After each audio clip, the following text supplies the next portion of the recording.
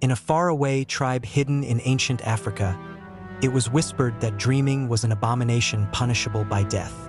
This tribe existed in the kingdom of Zambara. Amongst all the kingdoms that stood close to it, Zambara was the most feared and avoided. The walls in the land were tall, its markets loud, its warriors feared. The laws of the land ruled it with an iron fist. Every child was raised to respect the throne. Every elder guarded the laws like sacred fire. In Zambara, only the king was allowed to dream. The people believed dreams were not ordinary things. They believed dreams were doors into tomorrow. To dream was to see what had not yet happened. To dream was to touch power meant only for the crown. If a common person dreamed, the land itself would reveal it. By morning, a glowing light would rest upon their forehead, or a strange plant would grow in front of their home, its leaves pale and trembling. There was no trial for such a sign, only death. To dream without a crown was treason against the order of Zambara. It was in this kingdom that Kaza was born. He was the only child of a quiet widow who lived at the edge of the bronze market, where the noise of traders faded into open fields. Their home was small but clean, built of packed clay and shaded by a tall baobab tree that had seen many seasons. Kaza was not like the other boys. While his mates wrestled in the dust or chased goats along the riverbank, Kaza studied the ground. He traced patterns in the soil after rainfall. He watched how ants rebuilt their homes after being disturbed. He memorized the movement of birds before storms. He loved signs and loved watching the earth with curiosity.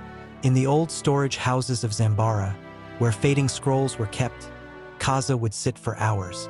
He searched for forgotten markings, ancient laws, and stories of kings long buried. He did not just read the words. He searched between them. He often wondered why the scrolls spoke so much about obedience but so little about understanding. One night, Kaza's mother did not sleep peacefully. Under the silver gaze of the moon, she had a dream. It came to her like a whisper carried in the wind, visions of lands beyond Zambara. She saw crowns falling into dust, a throne standing alone in an empty hall, and before it stood a shadow she could not fully see, tall, calm, and watching. She awoke trembling, her eyes wide, for she had seen something forbidden. She pressed her fingers to her forehead as if to hold something inside. Fear sat in her chest like a stone. By morning, the sign had appeared. From the soil at her doorstep, a pale vine had grown overnight, curling and shivering as if alive. Whispers spread through the market like fire in dry grass. Neighbors saw it and shook their heads in disbelief. They called her a witch, that she had stolen the power meant for the crown. By midday, the royal priests arrived robed in indigo cloth, faces dusted with white ash, carrying a shallow bowl carved from dark stone. They looked at the plant and then at her. Kaza tried to beg and cry on behalf of his mother, but the laws of Zambara demanded obedience, not mercy. And so, before Kaza's eyes, his mother was taken, her cries swallowed by the walls of the city. Children were sent away and their parents shut their doors. Kaza too was not allowed near the gathering in the square. Only the elders and adults in Zambara were permitted to attend. In the center of the square, the priest placed the bowl between them. Dark water filled its hollow. He marked her forehead with ash where the dream light had burned. The water began to ripple though no wind moved. The priest leaned closer and watched slowly as the surface rippled. He saw the glow of her dream reflected within, visions of things forbidden, of the broken crowns and subdued thrones and the shadow who stood still. The priest was shocked, but his face did not change, only his eyes hardened. Whatever he saw, he understood it fully, and he did not announce it to the crowd. He only commanded that she would face trial by poison, a ritual done by feeding poison to an offender. Before sunset, Kaza's mother was brought forth. She drank the bitter potion, her body quivering under the weight of laws that would not bend for mercy. The crowd fell silent as life left her. Her gaze, steady until the end, seemed to pierce the walls of the city itself. When the deed was done, her body was taken. They did not bury her in the sacred grounds where souls were sent off in peace. Instead, They threw her into the forest beyond the eastern hills, where the trees swallowed her like shadows, leaving only whispers behind. Kaza, hidden among the trees, watched the last of his mother vanish into the wilderness. Something inside him broke. The laws of Zambara, the sacred order, the priests, the king, all had taken what he loved. And in that moment, the boy who had once studied ants and birds, the boy who had sought understanding, began to see the world differently. By morning, the silver plant had withered, and Zambara returned to order as though nothing had happened.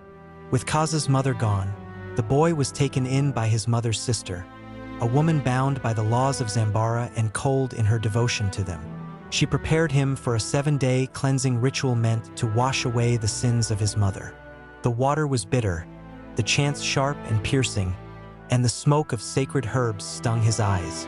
By the 3rd day, Kaza could no longer bear it. He had seen enough of obedience and fear, enough of rules that killed without question. One night, under a blanket of stars, he ran. He ran past the forest, past the markets where whispers still spoke of his mother, past the walls of Zambara that had kept him caged all his life. As he wandered, the world around him seemed to stir with questions he had never dared to ask. Why were dreams forbidden for the people? Why could only kings touch the visions of tomorrow? Was it power the crown sought to guard, or was it fear? And if the law could destroy truth, what right had it to call itself just?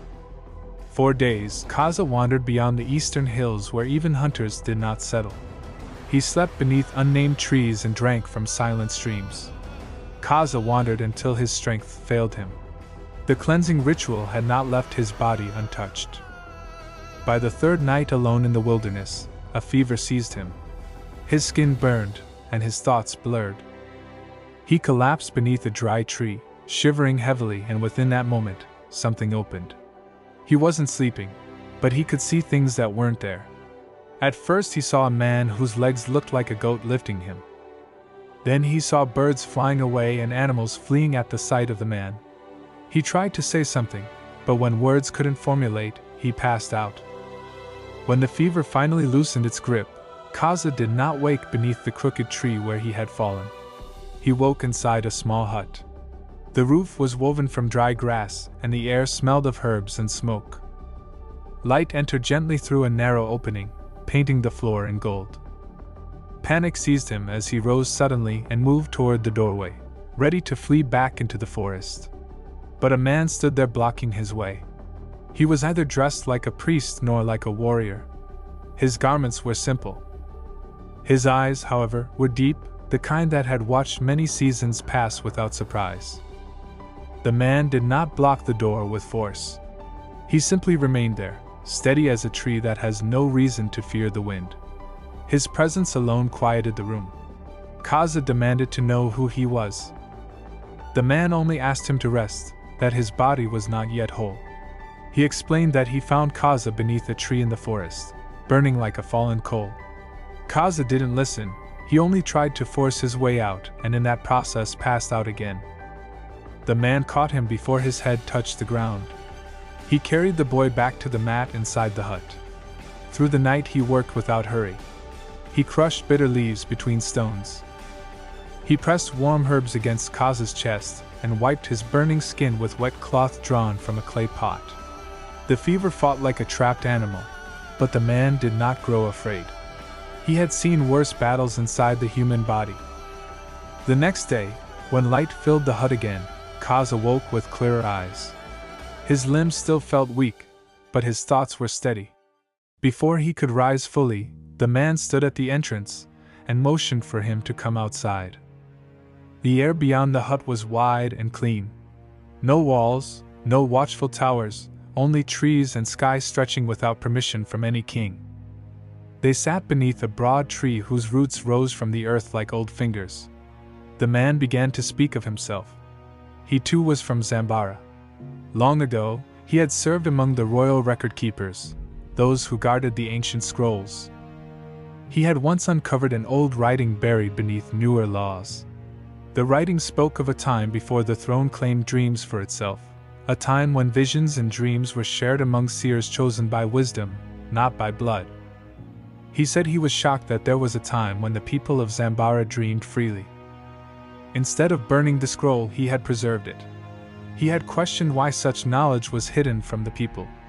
For this, he was accused of corrupting the order of the kingdom. They said he planted doubt among the youth and loosened the sacred knots that held the people together. The punishment was exile. He was stripped of his name within the city and driven beyond the eastern hills. At first, he believed his banishment meant he would die, but beyond Zambara, he found something unexpected. The world was free. He traveled across lands where no one bowed to a single throne for the right to see tomorrow. He met people who dreamed freely and yet did not crumble. He saw kingdoms rise and fall without silencing their seers. He learned that fear, not destiny, had shaped the laws of Zambara. In time, he stopped wandering and chose the forest as his abode. He built the hut with his own hands and swore never to go back to Zambara for any reason. He said he was on his way to get his evening trap from the forest when he found Kaza burning beneath a tree, shaking between life and death. When the man finished, he asked Kaza why he was running. Kaza spoke of his mother's dreams. Of the pale vine at their door when she had the dream, of the bowl filled with dark water, and how she was poisoned at the square and her body thrown into trees like refuse. He said he ran away during the cleansing ritual and that he had questions that had begun to grow inside him. He did not understand why dreams were chained. He did not understand why kings alone were trusted with the vision of tomorrow. He did not understand why the people followed these laws blindly, without questioning. The man studied the boy quietly. In Kaza's eyes, he did not see only grief, he saw hunger for both truth and revenge. The man called himself Sornai. And for several days Sornai spoke gently to Kaza, telling him of the history of Zambara. He told Kaza that there was a time before the dream law. A time when visions were not chained to a throne. When elders dreamed and farmers dreamed and children spoke of tomorrow without fear. But one day during the reign of King Ezin II, several leaders began dreaming of a future without a throne. The people began to whisper questions, and even the army split after two generals claimed that their visions were opposing each other. One said it was okay to go to war, but the other said the king would lose his throne if they went to war. When Zambara finally went to war, blood was shed, not by enemies, but by belief. When the throne finally regained control, the king, out of fear of losing his throne, declared that dreams were too powerful to be shared. He made the priest cast a spell on the people, and from that day, anyone who broke free from that spell was branded evil and punished by death. When doubt rose in Kaza's mind, Sornai brought forth the forbidden scrolls. Old decrees revealing that the first king of Zambara had not been the only dreamer of his time. Accounts of elders who once interpreted visions together. Evidence that the dream law had not been divine, but declared after a failed rebellion generations ago. Dreams had been outlawed not for holiness, but for control. Kaza read in silence as he listened to Sornai talk. He said the people of Zambara are currently living in a mental drought, because the king is stealing all the dreams for himself, leaving the peasants' minds empty and dry. Kaza, who was once bitter, was moved by pity, and all he wanted was to free the people. Sornai gave him a flute made from the bone of an extinct bird and tells him that the priest uses a hidden frequency to keep the people's minds from wandering into the dream world. He tells Kaza that the people are suffocating in silence. According to him, if the flute is played close to the palace during the king's sleep, the whole city would harmonize and be free. Kaza hesitated, saying this could be dangerous for the people, but Sornai assured him that more people would die the way his mother did if he didn't take action. Kaza sneaks to the edge of Zambara at night. He doesn't go to the palace yet, but he tests the flute near the outer walls. By morning, 3 villagers are accused of dreaming and are taken away. Kaza watches from the shadows and realizes he does not free them, instead he has exposed them. He runs back to Sornai and explains what had happened. Sornai tells him that freedom always begins with discomfort. That same night, Kaza has a dream for the first time. He sees a throne cracked, the king asleep and Sornai standing behind him, smiling. But in the dream, Sornai has the legs of a goat and no shadows. Kaza wakes up sweating and scared. This was his first dream, and the experience was beyond what he read in books. He steps outside in fear and confusion, and the next thing he sees leaves him in fear. Sornai was standing outside cutting wood for their morning meal, but his reflection did not move with the light. Although scared, Kaza refused to show his discoveries in fear.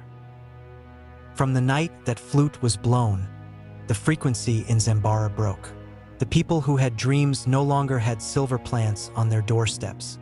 Neither were there signs on their foreheads. The signs were gone, as though the land itself had grown blind. Yet in the palace, the king began to speak in his sleep. He woke shouting at shadows no one else could see, clawing at curtains, begging unseen figures to silence their whispers. The royal priests felt it immediately, that the spell they cast ages ago was broken. They gathered in the square and declared that the kingdom was under silent attack. Anyone who reported a dreamer would be spared. Anyone who remained silent would be counted among traitors. Fear spread faster than flame in the land. Neighbors began watching neighbors while brothers listened at doors at night to see if anyone would show symptoms of dreaming. Kaza, hidden among trees beyond the walls, saw smoke rise from homes accused of harboring dreamers, and he understood with a sinking heart that the flute had not freed the people. It had exposed them to danger. While unrest tightened its grip on Zambara, Kaza withdrew into study. When Sornai left his hut, he went in to search deeper among the scrolls. That was when he found 2 identical scrolls. One looked new, the ink too fresh for something claimed to be ancient, the seals pressed with symbols that did not match the era they claimed. He opened the older scroll and began to read. It spoke of a century before King Ezin II, when a demon crept into the dreams of elders and generals. It was a creature that fed on chaos and unrest, and so he attacked the people with violent dreams of power, betrayal, and glory. Leaders began waking from sleep certain they had been chosen for war. They spoke of glory and destiny, and their words demanded blood. The army did not divide because of reason or strategy, but because of the violent dreams that had been planted in their minds. The scroll said that during those nights of confusion, some claimed to see a tall figure at the edge of the firelight, watching quietly as battles began. Its legs were bent backward like a goat's, and its shadow split in 2 behind it. It did not eat flesh. It fed on chaos, growing stronger as fear and violence spread. The disorder nearly destroyed Zambara, leaving its gates unguarded and its people divided. To save the kingdom, the priests cast a powerful spell over the land, closing the paths through which the creature entered by shutting down dreams themselves. The scroll ended with a warning that this truth must remain hidden, because learning how the creature worked was the very thing that could bring it back. Kaza felt cold as everything began to make sense. He remembered the goat-like legs he had seen during his fever in the forest and his dreams too. He remembered how animals ran from Sornai. He remembered how Sornai spoke of chaos as if it were healing and how he gave him false scrolls to read. He thought of the steady push from him to blow the flute. He understood then that the spell over Zambara had not only chained dreams. It had been keeping a demon out, and he had weakened it by falling into the trap of that same demon. Sornai was never exiled from Zambara.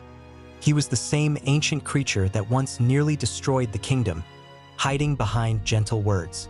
Without hesitation, Kaza grabbed the flute and ran toward the palace, toward the priests he once hated, hoping to warn them against the danger he had exposed them to.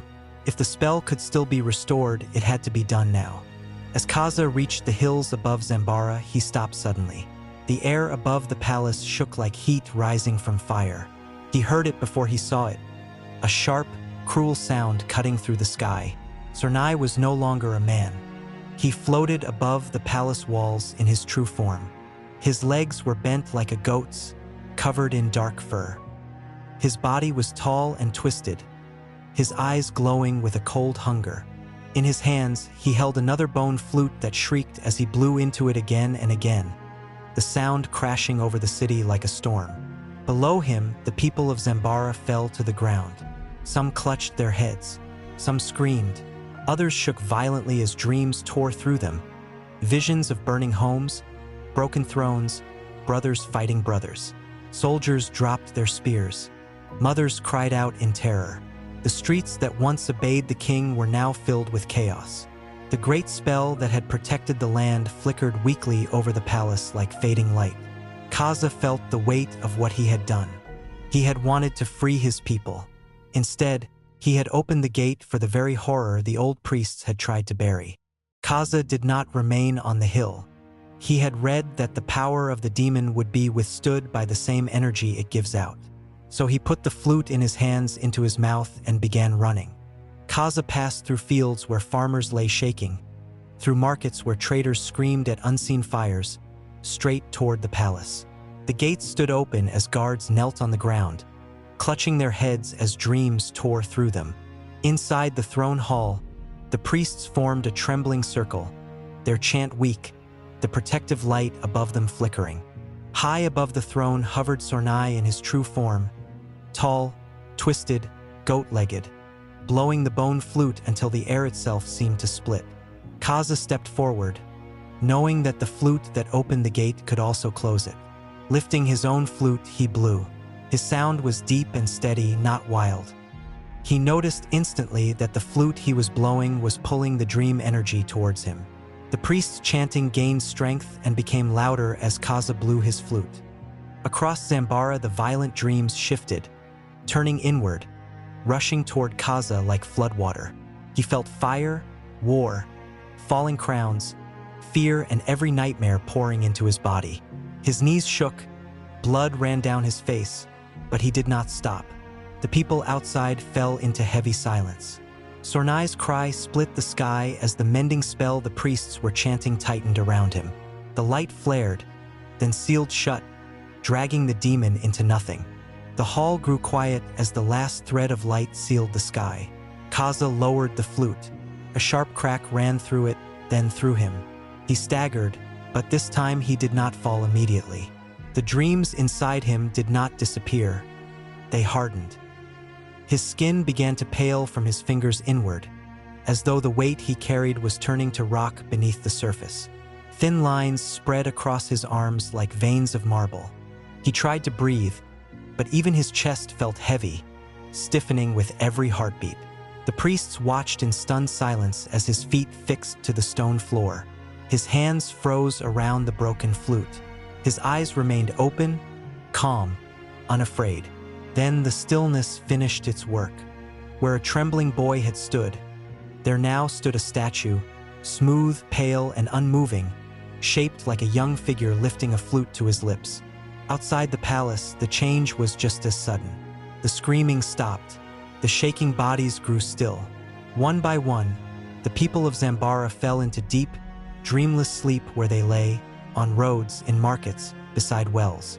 The violent visions were gone, drawn away like water sinking back into dry earth. Through the rest of the night, the city lay silent. Inside his chamber, the king slept without struggle for the first time in many nights. No shadows clawed at his walls.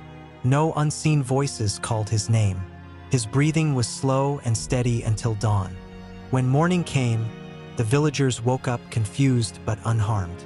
They remembered fragments of what had happened, and some even remembered their dreams. They looked toward the palace and saw the protective light steady and whole again. Word spread quickly of what had happened in the throne hall. Some wept while some bowed their heads. Some refused to speak of it at all. From that day, no silver plant grew at any doorstep, and no glowing mark appeared on any forehead. And in the center of the palace stood the stone figure of Kaza, forever holding the silence he had chosen to carry, while the kingdom of Zambara rested under a sky free of violent dreams.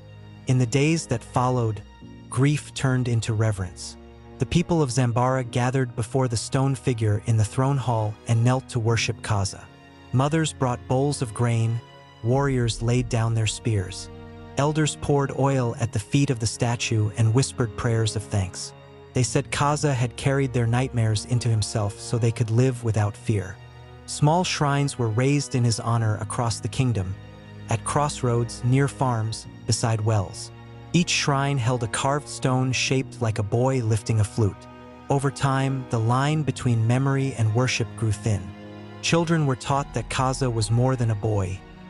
He was a guardian who stood between the people and the darkness of dreams. Seasons passed, and his image became sacred. Some would later argue that the custom of honoring carved stones and statues in parts of Africa began with the whispers of Zambara, of a kingdom that once turned a fallen boy into a god of silent protection.